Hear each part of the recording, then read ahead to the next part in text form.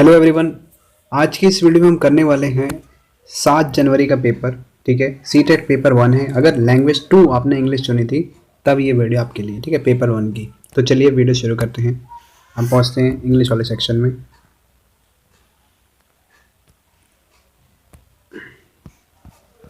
देखिए, सबसे पहले जो था आपका पैसेज था। अपने पैसेज पढ़ सकते हैं आप वीडियो पॉज करके। हम क्वेश्चन करते हैं। देखिए, पहला क्वेश्चन था हमारा, रीड द फॉलोइंग स्टेटमेंट। ए है, statistics shows that plastic waste management will be the biggest challenge before the world community. ये ठीक है। ए, scientists from the US and Australia have formed plan to effectively control plastic waste. तो scientist खाली US और Australia के उन्होंने करा था क्या? ऐसा नहीं है। ये जो है ए यहाँ पे सही होगा और बी जो है फॉल्स है, तो इसलिए ऑप्शन नंबर जो है second, B is false, A is true, सही होगा। Next question, which poses the biggest threat to our oceans. सबसे ज़्यादा खतरा किस चीज़ से, हमारे जो समुंदर से उनको सबसे ज़्यादा खतरा है प्लास्टिक वेस्ट जो है, making its way to the ocean. जो प्लास्टिक वेस्ट है सबसे ज़्यादा खतरा है हमारे ओशन के लिए। ठीक है, तीसरा क्वेश्चन है हमारा, which part of the speech बतानी है जो अंडरलाइन है इसकी। ठीक है, तो ये क्या है? This is an immediate need to improve our waste management practices. अब देखिए, ये इमीडिएट क्या है? Immediate need. तो एक तरह से क्या है, नीड जो होती है, नीड का वो बता रहा है। कैसी नीड है? इमीडिएट नीड है। नीड की विशेषता बता रहा है, इसको हम बोल सकते हैं, या क्वालिफाई कर रहा है। तो नीड अपने आप में क्या है? एक वर्ब। और वर्ब को क्वालिफाई करने वाले वर्ड्स को क्या बोलते हैं? एडवर्ब। इसलिए ऑप्शन नंबर 1 इसका सही आंसर होगा। क्वेश्चन नंबर 4 है, which of the following word is similar to the meaning word cumulative. Cumulative से सिनोनिम बताना है, तो उसका क्या होगा? इंक्रीजिंग। ठीक है, ये आप गूगल पे भी चेक कर सकते हैं, तो दूसरा आ जाएगा इसका आंसर। पांचवा है, the study of degradation. Study degradation of our ocean can be effectively dealt with. जो हमारे समुंदर लगातार जो है खराब होते जा रहे हैं ना, क्वालिटी या पानी उनका खराब होता जा रहा है, तो उसका क्या है, कैसे हम डील कर सकते हैं? जो वेस्ट मैनेजमेंट की हमारी प्रैक्टिसेस है उसको हम इम्प्रूव करके हम ऐसा कर सकते हैं। तो ऑप्शन नंबर 1 इसका सही होगा। छठा क्वेश्चन है, which of the following statement is not true. कौन से सही नहीं है? The coastal countries are the biggest contributors to ocean pollution because they. तो कोस्टल कंट्रीज क्या है? वो पॉल्यूशन का सबसे बड़ा कारण है समुद्र में। तो क्यों ऐसा? बिकॉज क्योंकि जो डंप्ड होते हैं million metric ton of plastic waste into the ocean, क्योंकि सबसे ज़्यादा कचरा जो प्लास्टिक का, वही लोग जो कोस्टल जो यानी जो समुद्र के पास जो घर बने हुए हैं, वही लोग सबसे ज़्यादा जो है कचरा पानी में फैला देते हैं। तो ये इसका ऑप्शन नंबर 3 इसका सही होगा। सातवां क्वेश्चन है, which of the following word is the most opposite in meaning to the word improve. Improve का एंटोनिम बताना है, अपोजिट। इम्प्रूव का क्या होगा? इम्प्रूव मतलब सुधारना, सुधारना का उल्टा बिगाड़ना, यानी वर्सन। ऑप्शन नंबर 3 इसका सही होगा। क्वेश्चन नंबर 8 है। देखिए, क्वेश्चन नंबर 8 है, यहाँ पे एरर बताना है आपको। ये है, it is true that Shakespeare is greater than any other poets. अब ये क्वेश्चन जो है, देखिए वैसे तो ये एडजेक्टिव में आते हैं इस टाइप के क्वेश्चन, जैसे एसएससी वैसे में पूछा जाता है, तो वैसे एनी अदर का यहाँ पे होता है एरर, लेकिन यहाँ पे ये हिसाब से तो ये ठीक है। बाकी एग्जैक्टली तो नहीं पता, लेकिन हो सकता है इसमें एरर। ठीक है, ऑफिशियल से पता लगा, हो सकता है यहाँ पे इसकी जगह वॉज आएगा। एग्जैक्टली नहीं पता मेरे को। ठीक है, तो कुछ भी हो सकता है इसका आंसर, आप देख लीजिएगा। 9वां क्वेश्चन जो है, देखिए, the trick adopted by the author to avoid listening. ये दूसरा आ गया पैसेज अब, too long boring speeches shows that he is very. कैसे थे?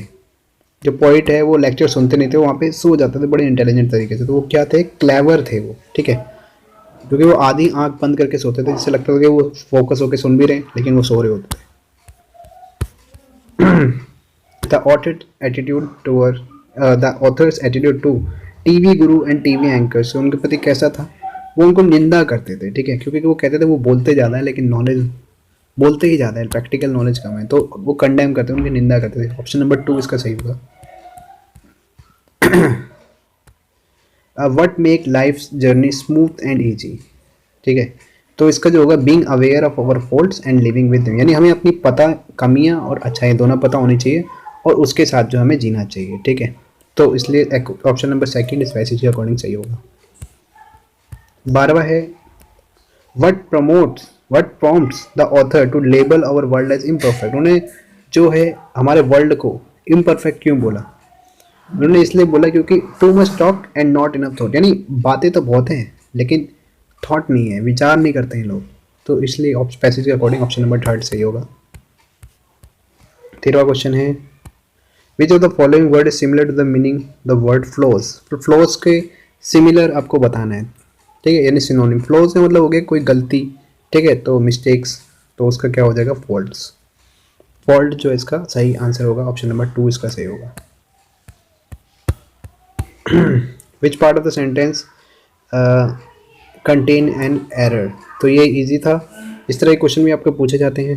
देखिए, he asked his friend why had he been absent from school yesterday. तो इस तरह के क्वेश्चन में जब देखिए ये वाला जो होता है WH वर्ड्स या जो भी इंटेरोगेटिव वर्ड्स होते हैं ना, WH फैमिली वर्ड्स वाले, जब ये सेंटेंस के बीच में लगते हैं तो उनके आगे वाले जो वर्ड होंगे वो जो जैसे सिंपल टेंस होते हैं उसी फॉर्म में होगा, इंटेरोगेटिव फॉर्म में वो यूज़ नहीं होते। जैसे हैड है तो वो पहले लगा रखा है, ये गलत है, यहाँ पे आना चाहिए था ही हैड बीन, ठीक है, इस तरह से। तो इसलिए ऑप्शन नंबर बी में एरर है, तो बी कहाँ पे? ऑप्शन नंबर 1 पे, तो ऑप्शन नंबर 1 इसका सही आंसर होगा। 15 क्वेश्चन है आपका विच of the following word is most opposite. Opposite बताना है हैप्पीली का। तो हैप्पी मतलब क्या होता है? खुश, उसका क्या होगा? जो दुख में यानी सैड है, तो ऑप्शन नंबर 3 इसका सही है। ऑपोजिट बताना था। पैसेज खत्म हो गए हैं आपके, ठीक है, अब ये आगे हैं आपके।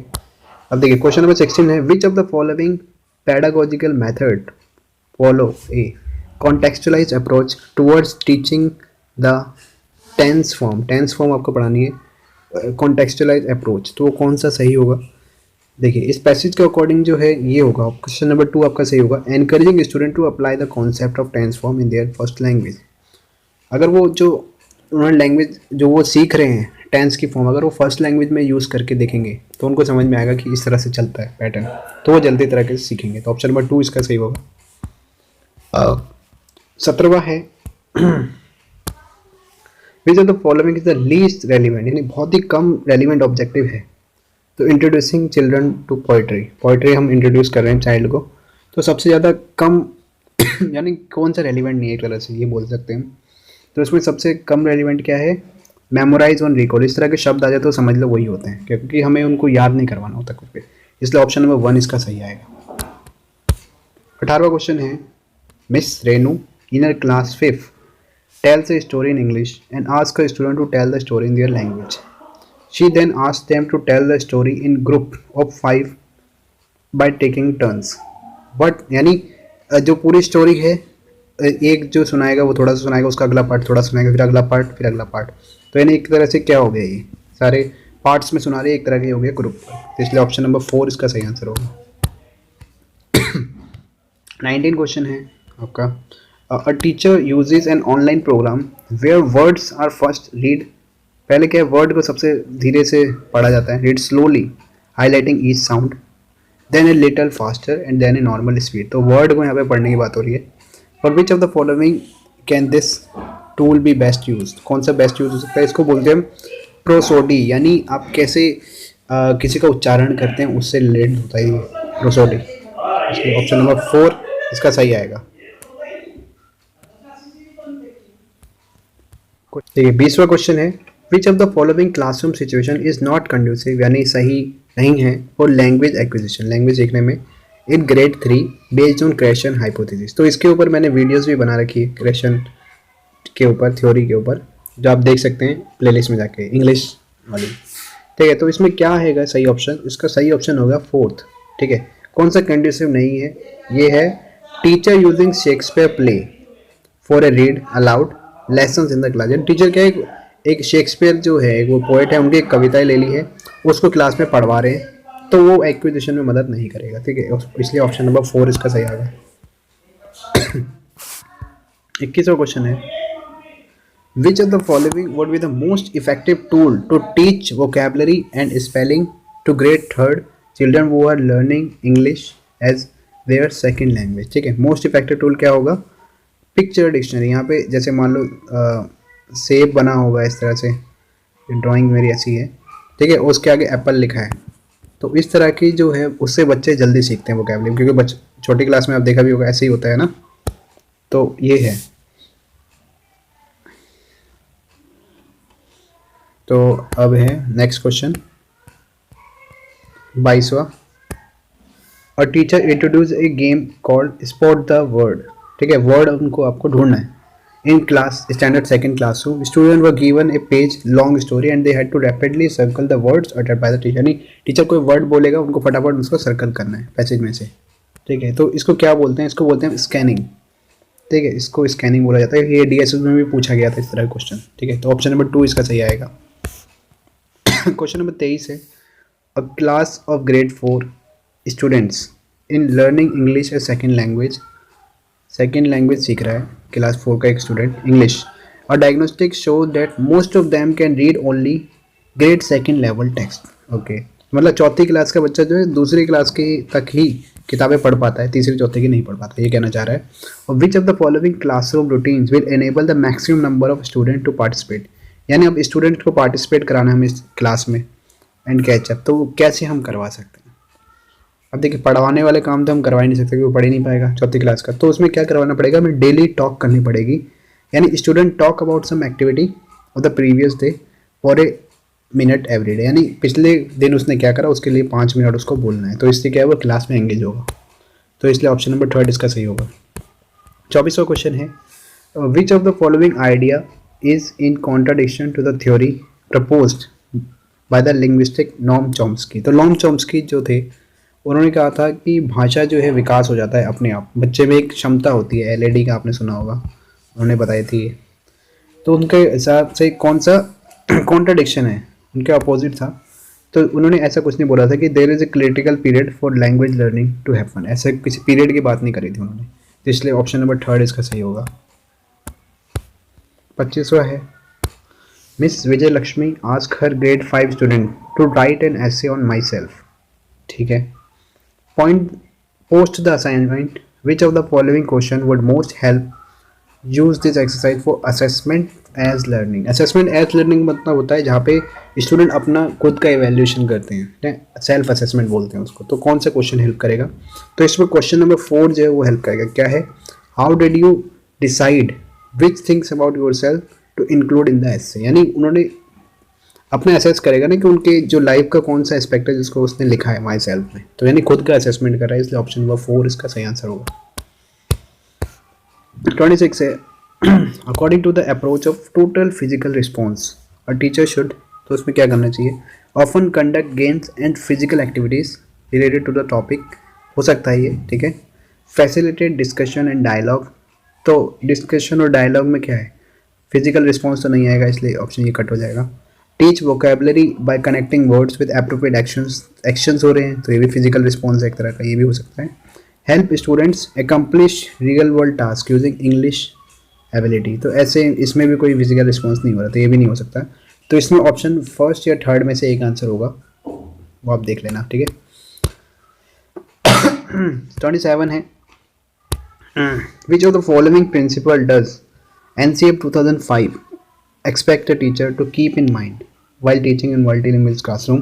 यानी NC तो 2005 के अनुसार, जो NCF 2005 है उसके अनुसार कैसे पढ़ाना चाहिए टीचिंग को, तो टीचर को मल्टीलिंगुअल क्लासरूम में। तो टीचर को कैसे पढ़ाना चाहिए?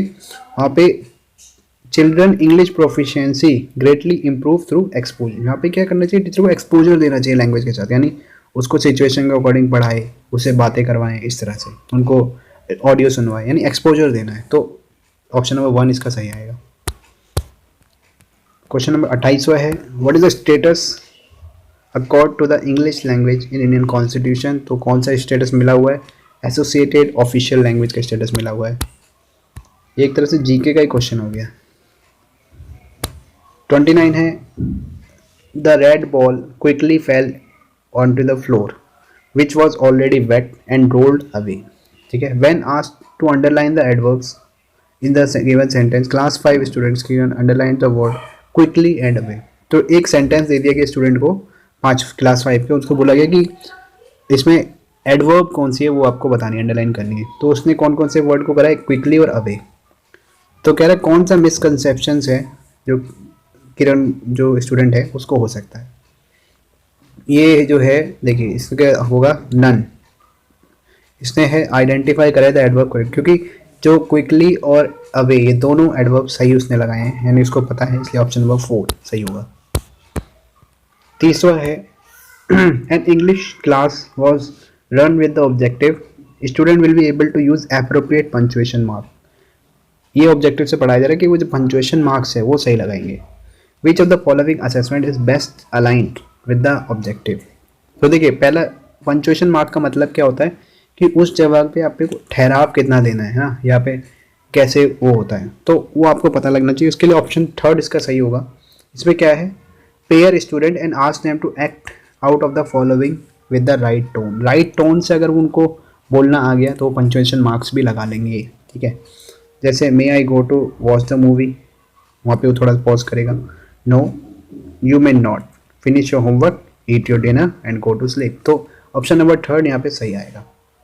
तो इस तरह से आपके 30 क्वेश्चन हो चुके हैं। आप कमेंट करके जरूर बताएं आपको वीडियो कैसे लगा। Thank you and have a nice day.